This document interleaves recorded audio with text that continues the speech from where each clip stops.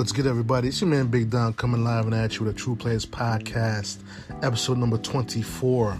I know you guys haven't heard from me in a little bit. It's been a little bit over 3 weeks. Just trying to take care of some things on my end, just to bring you guys some more episodes. I do apologize for that, but let's get right into the episode right here. I'm gonna talk about the Major League Baseball spring training started. And for my team, the Mets, it already started with some drama. But before I get into that, I want to get into the now officially Manny Machado and Bryce Harper has signed their contracts. First Manny Machado signed with the Padres for 10 years for $300 million, and also Bryce Harper signs with the Phillies for 13 years for $330 million. Bryce was going to try to make more money than Manny.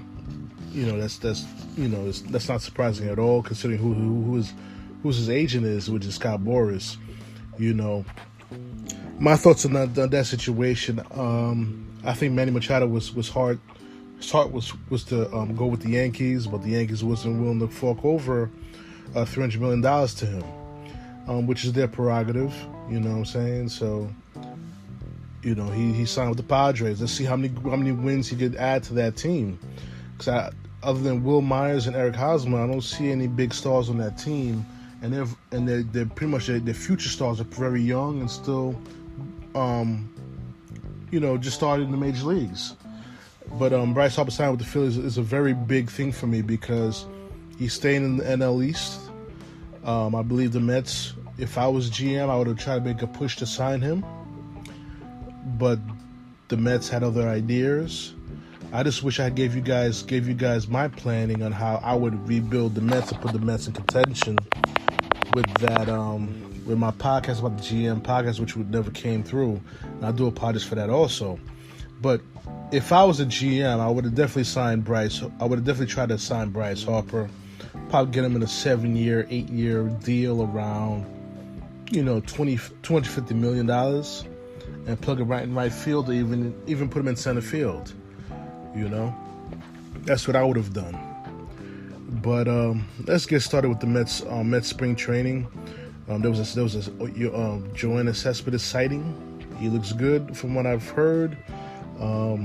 He's hoping to be back by this season. When he did the heel surgery last year, the hope was he would be back in July or August. So let's just hope he comes back at that time so he can help the Mets compete for the NL East title or possibly for a playoff spot. But since the Mets spring training started, was back to the same old story: injuries, which every year always seems to cripple this team. Every year they have an injury that sets them back. But these injuries are to Todd Frazier and Jed Lowry. Jed Lowry was the utility player that they signed for 2 years for $20 million. He's out with a knee injury. He's not sure if he's they're not even sure if he's going to be available for opening day, which, it's kind of rough just to give a guy who's 35 years old a $10 million contract for 2 years. So he's getting paid $10 million per for 2 years. Did I like the signing of Jed Lowry? No, I didn't like the signing at all. I thought that money should have been allocated to possibly working on an extension for Jacob DeGrom. To be honest with you, because you already had T.J. Rivera coming back from Tommy John surgery, and you already had Jeff McNeil, who was playing second base last year, but could have moved to a different position because of Robinson Cano took over as the everyday second baseman. And Todd Frazier, he's out with a oblique strain, and I truly believe that he should not be a starter on this team. I think I've mentioned that on previous podcasts, how he should be coming off the bench and provide veteran leadership coming off the bench. He's no longer an everyday player. I can't have a guy who bats .230 be an everyday player.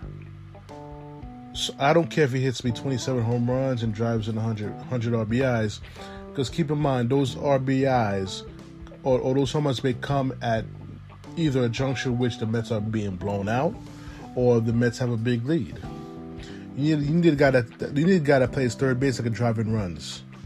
Driving runs at bat for at least a batting average at least of 280. 230 is not going to cut it. I don't know why they push for him to be the starting third baseman. You got a young guy over there with Jeff McNeil, who I think with some practice at third base, he could handle the position and be that guy to play third base every day. So that's what I feel about that situation. And nothing to I heard Brody Van Wagenen stated that Jason Vargas is going to be the fifth starter for the New York Mets without any competition. I don't understand why the spot was just given to him. I am more comfortable with Seth Lugo as fifth starter than I am with Jason Vargas. He pitched horrible last year. I don't even see that's what I mentioned in my earlier podcast about equitable spending on players. When you're giving players $8 million, up to $8 million to $10 million, they got to be able to produce to the point they're not under 500. That I'm giving you an ERA of over 8. That's what Jason Vargas gave last year. He was under 500, and his ERA was at 8. Most of his start, he averaged at least 4 innings a start because he kept getting blown out in the beginning of the game. If you want to win now, this guy can't be your fifth starter. Can't be your fifth starter.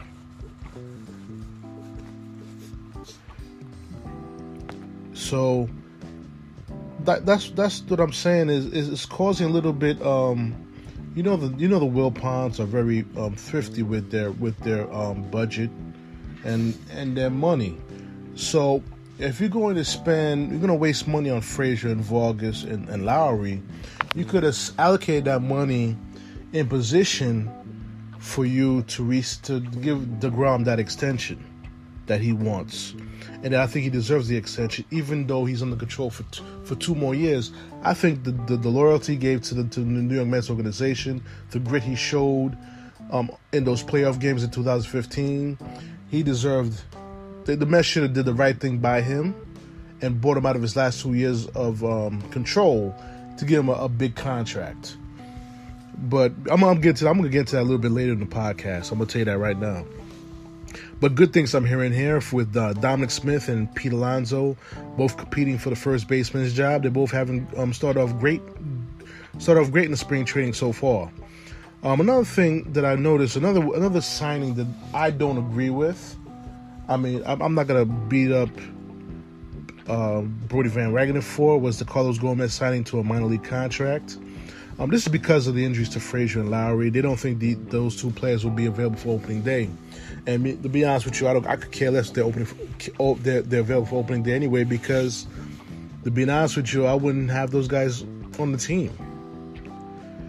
But my question to Brody would be, if I ever got to have the opportunity to speak to him, why not Adam Jones? The guy's still a free agent. He made $17 million last year. He still doesn't have a team yet. You mean to tell me, you can't give him a contract of $10 million or $12 million to start in center field or even in right field? That's a better person to have on your team than Frazier, Lowry, or Carlos Gomez. We don't even know if Carlos Gomez's hip could hold up anymore. Why? I don't understand. Yeah, you trade for Cano. You could trade for Cano.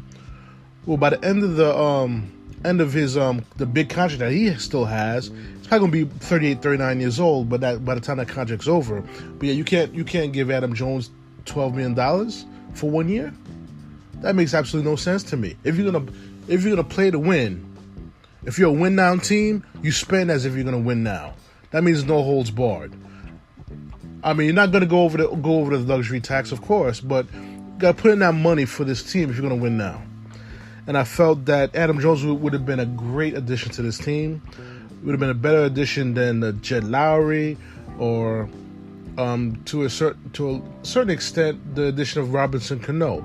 But listen, I'm not complaining about Robinson Cano, because The man is still producing, but the contract is bothersome because of his age now, and what his age will be once that contract is over, and you're still paying him $27 million a year.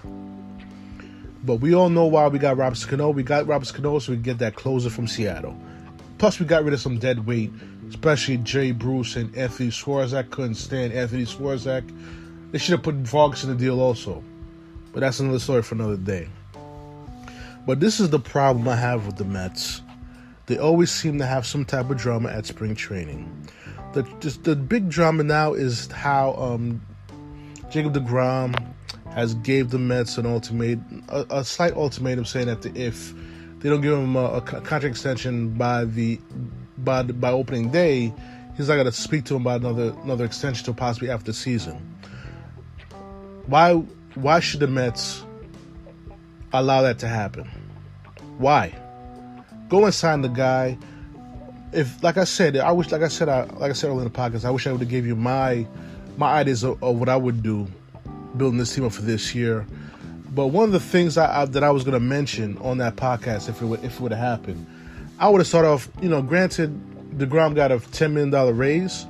I would have just tore up the whole contract and gave him 5 years, $125. Let's start there. 5 years, $125. By the time he gets the final year of his contract, he'll be 35 years old. And on the way I see this guy pitches,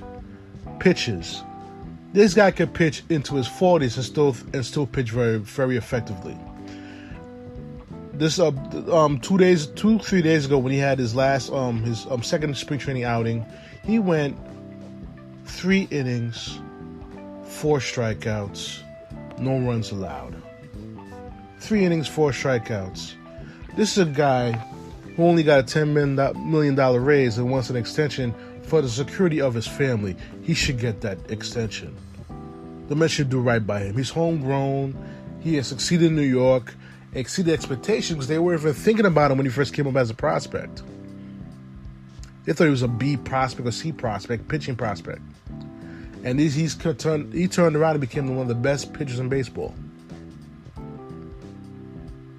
1.71 ERA last year.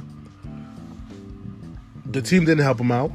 The bullpen didn't help him out. That's usually he only won 10 games. But I see the Mets thinking is they still got him under control for 2 years. Okay. But now, let's just say he makes $17.5 million this year. Now he goes into arbitration the following year. The next year, probably pitches even better than he pitched the year before. And now, guess what? His salary would be under arbitration. Look at that, paying him $29 million. Now